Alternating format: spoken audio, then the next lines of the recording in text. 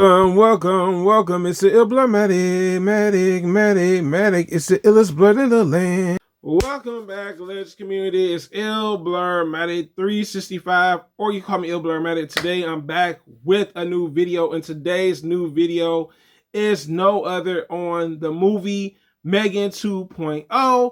Let's get right into it. So, the first thing that I thought that really worked with this movie was introducing the villain right off at the beginning. Learning about the villain and seeing the type of villain that we're dealing with within the actual M3GAN 2.0 movie. And I gotta say, I like Amelia. Amelia's cunning, deceptive, dangerous, like M3GAN is in a way. And we see that this is this rogue AI that turns against the government. She was working for the government and she ends up going rogue. All right, so this is a perfect introduction of letting you know what type of villain that we're going to deal with when it comes to M3GAN 2.0. Now, the next thing that actually is something that worked with the film, character development, all right? And we see that with Gemma, the type of person she is. She still has her own company and everything and still has people she's working with, but how she's dealing with what took place in the first movie. But also, I like how we are introduced to Katie. We see Katie going to therapy, venting about what took place. She also still doesn't fully trust her aunt. And we see those character dynamics within the movie. You know what I'm saying? She knows that her aunt is lying. You know what I'm saying? And we see that it's still a complicated relationship. They do care for one another, but we know that it's complicated because of M3GAN. And when M3GAN's introduced in this movie, I like how she's introduced. Her dialogue in this movie, I think what worked with this, and maybe it's not because the first one didn't have the comical dialogue. It did as well. It felt like this movie was okay with adding more comical dialogue throughout the movie. There was even a moment where M3GAN is actually talking to Gemma and singing a Maxwell song. And I thought that was downright hilarious. I'm like, you know what? I was like, I like that they decided to add a little bit more comedic elements to this movie, and that's fine with me, all right? Now, the one thing that surprised me with this movie, that was something that I was not expecting, was the dynamics of a superhero element or trope within this movie. And you know what? It works, right? Because let's think about it. M3GAN wanted to save humanity, right? That was her overall goal, including Katie, right? Because that's who she cares about. Katie is pretty much the human that she loves the most. And then we're introduced to Amelia. Amelia's like, no, I don't want to save humankind. I want to replace it with AI. So they had different ideologies. You got the hero mentality with M3GAN, and then you have the villain complex with Amelia. And I think that was an actual solid thing that they did with the movie. They differ from one another. Yes, they're both AI. They've killed people. Yes, we know that. One thing I would like to say about this movie, or really two. There are two things about this movie that I felt kind of changed. And maybe that's fine with me. I'm not upset about it. I'm not angry about it. I felt like this movie was pushing it. And what does Matic mean by pushing it? I felt like this movie was getting close to being rated R. I was like, so is this gonna be rated R? Nah.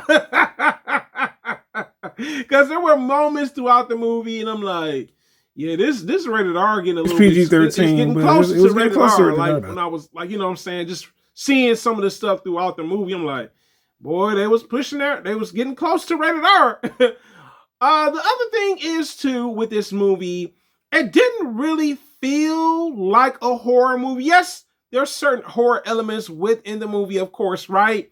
But this felt more like a thriller sci-fi action movie with comedy in it.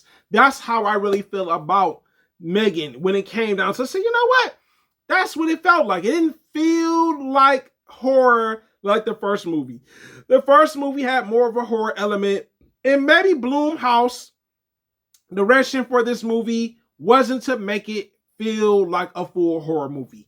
And that's totally fine with me. I'm not mad at them for the change. I think this change really worked. Like I said, the action was there. It was still a sci-fi movie, but it had more of a thriller element around it, if you know what I mean. And that's something that's totally fine with me. Now, the next thing with this movie that worked was the team-ups.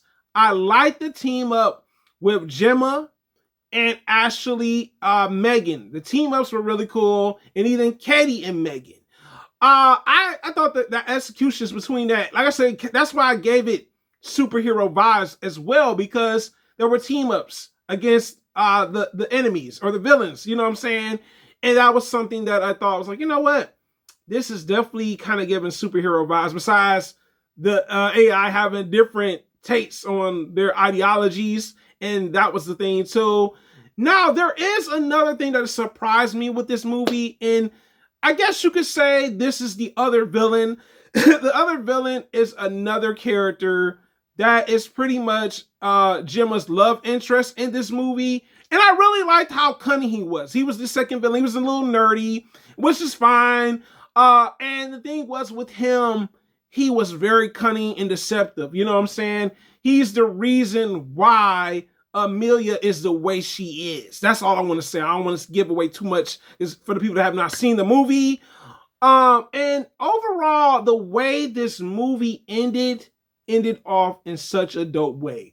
We see Gemma pretty much trying to have humans and AI coexist with one another, because look, this is based on modern times. You think about it, there's AI out there now with us. You know what I'm saying? Humans. And also, I like that Katie seems like she's starting to become more like her aunts, creating things. You know what I'm saying? Honestly, I actually thought this movie delivered for a sequel. I'm not gonna lie to you guys. Sometimes when movies get a sequel, it doesn't really deliver. But let's get into my rating for M3GAN 2.0. I would have to give M3GAN 2.0 an A-. This actually was something I enjoyed.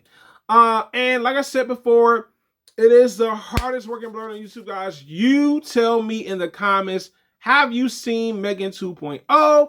And my next question for you guys is, would you like to see a M3GAN 3.0? But it's the hardest working blur on YouTube, guys. Thank you so much for commenting, liking, subscribing, sharing, and I'm out, legends. 3,000 watch hours is the goal for the channel.